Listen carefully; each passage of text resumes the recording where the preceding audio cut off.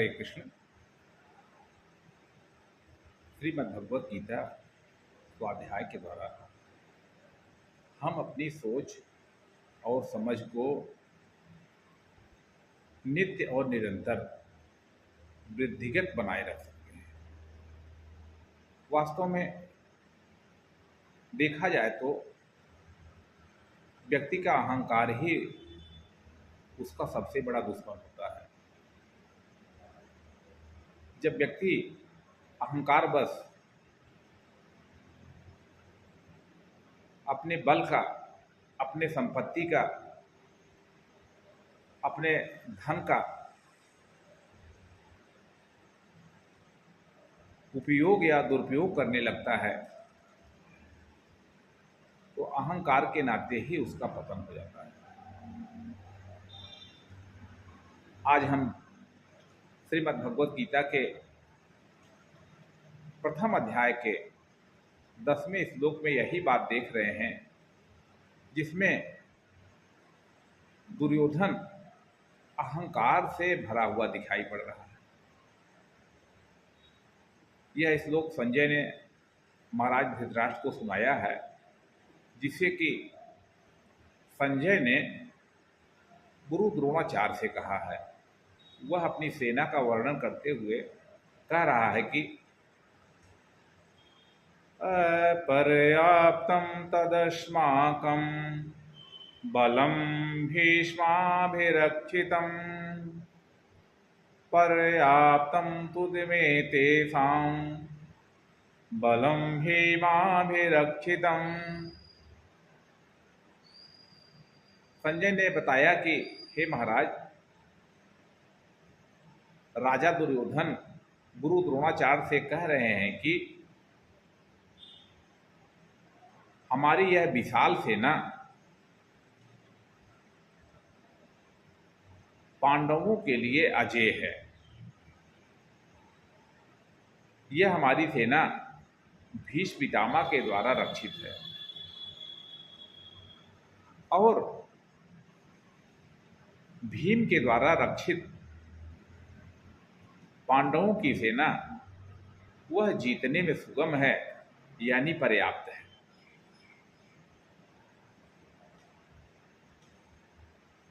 तो बंधुओं, हम सब लोग महाभारत का इतिहास जानते ही हैं कि भले ही पांडवों की ओर से भगवान श्री कृष्ण खड़े थे और उन्होंने भी प्रतिज्ञा की हुई थी कि मैं शस्त्र नहीं उठाऊंगा,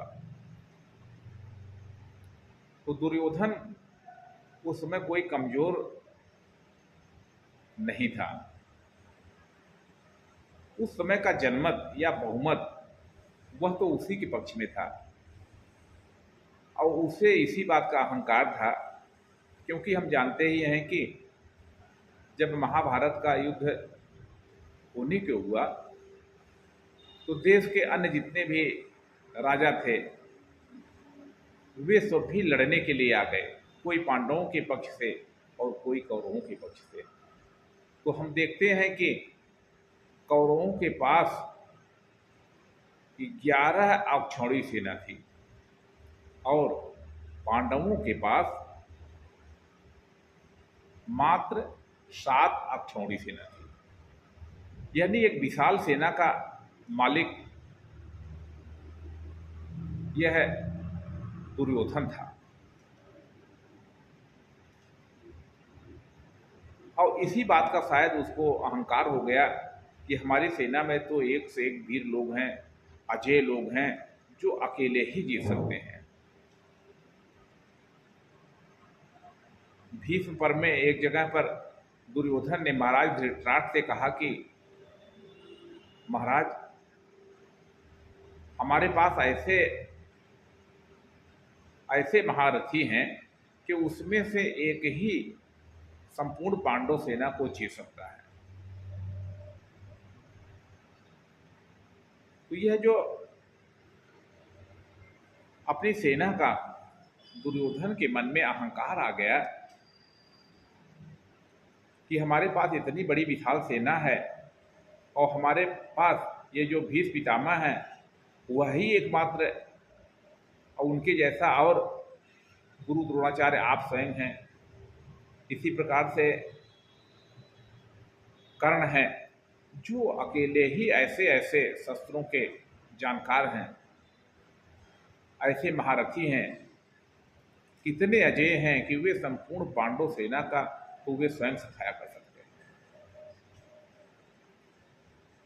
अब देखिए कि जो कौरव सेना है उसका नेतृत्व कौन कर रहे हैं, तो उसका नेतृत्व कर रहे हैं भीष्म पितामह,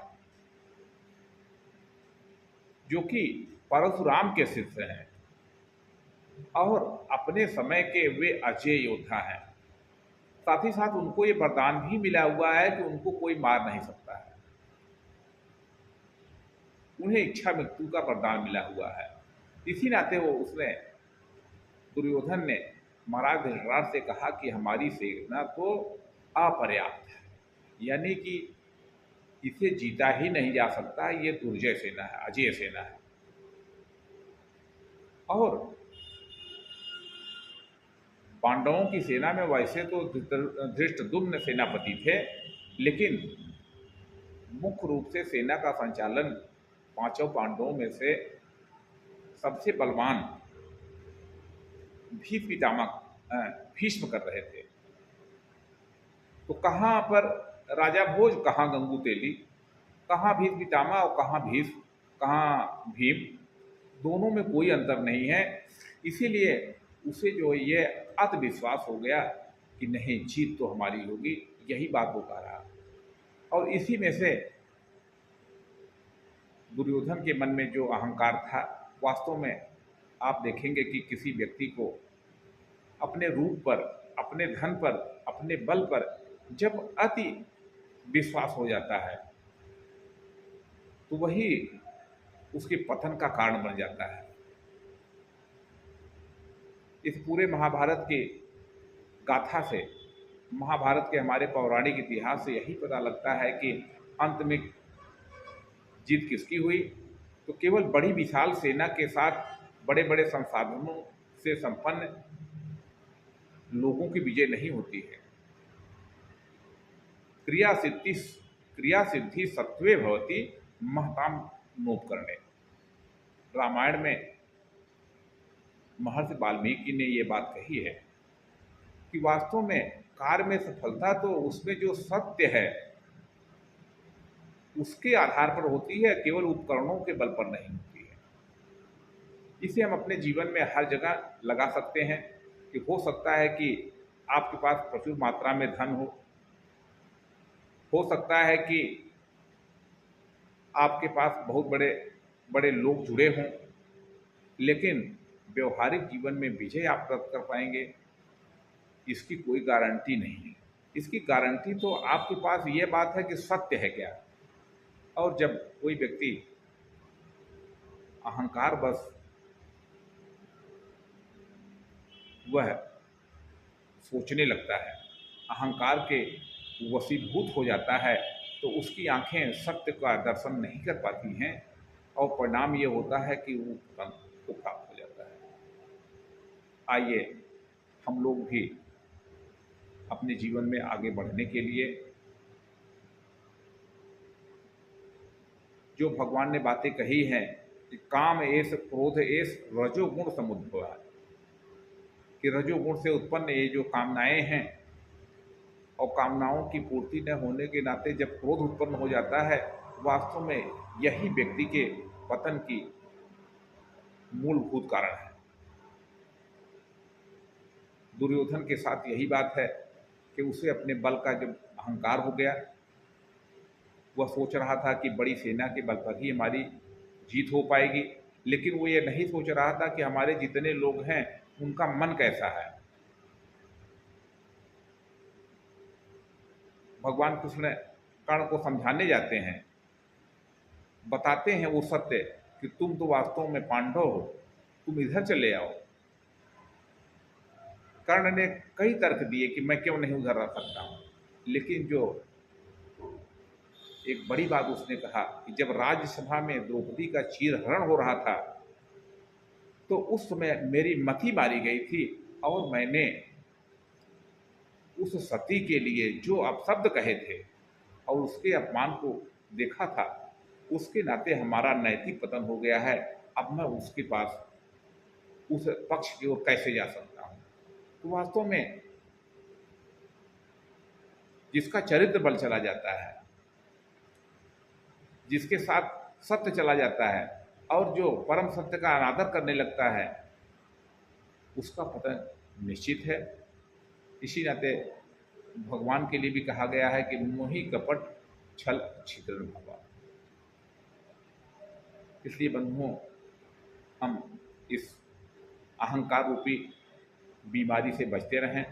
वास्तव में जो कुछ भी धन है, संपदा है, प्रभाव है, उसे हमें भगवान का मानना चाहिए और हमें अहंकार के वचन नहीं बोलना चाहिए कि मैंने ये किया, मैंने किया, मैंने किया। मैं करते करते आदमी बकरी ऐसा हो जाता है कि वह खाता रहता है और कुछ कर नहीं पाता है, अंत में उसका पतन हो जाता है।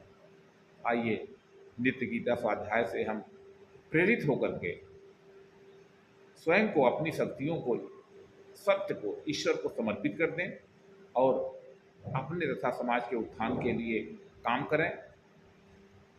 राष्ट्र को परम वैभव पर ले जाना है तो इसके लिए ये समझदारी रखना जरूरी है कि कैसे हम सत्य को अपना करके अहंकार से बचते हुए, अपनी कामनाओं पर नियंत्रण करते हुए जीवन में आगे बढ़ेंगे। जय श्री कृष्ण।